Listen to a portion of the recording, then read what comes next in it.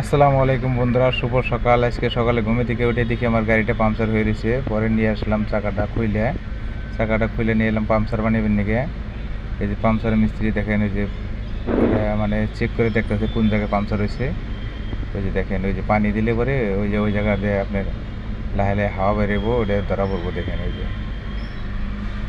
দেখেন, আরও অন্য অন্য লোকজন হয়েছে দোকানে, ভালোই ভিড় দেখা যায়। বেকারির সমস্যা। ওই যে দেখেন, ওই যে লাহে লাহে ওই যে হাওয়া বেরোতেছে, ওই জায়গাটা পাংচার হয়েছে। ওই জায়গাটা এখন কী করবো দেখেন, ওই যে ভালো টায়ারটা ওই যে ভোগলা করবো। দেখেন ও কাম দেখছেন না, ওই যে ভোগলা করে দেখেন। ওই যে ডাইরেক্ট ভালো টায়ারটা ওই যে ডাইরেক্ট ভোগলা করে দিল, দেখছেন? ভোগলা করে এখন ওইটা পাংচারটা বানাবো। আসলে তো এটা সিস্টেম এমনি, আমি এমনি করলাম, ভোগলা করলো। ওটাও ভোগলা করা ছাড়া পাংচারটা মারা যায় না।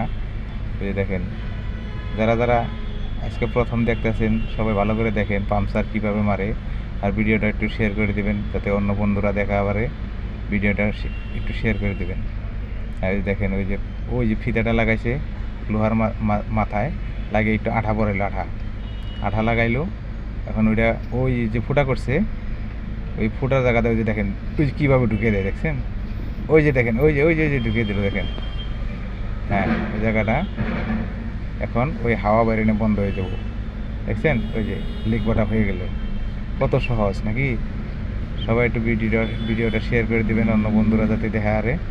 দেন কি সুন্দর হয়েছে দেখেন, এখন হয়ে গেল, আর পাংচার নাই।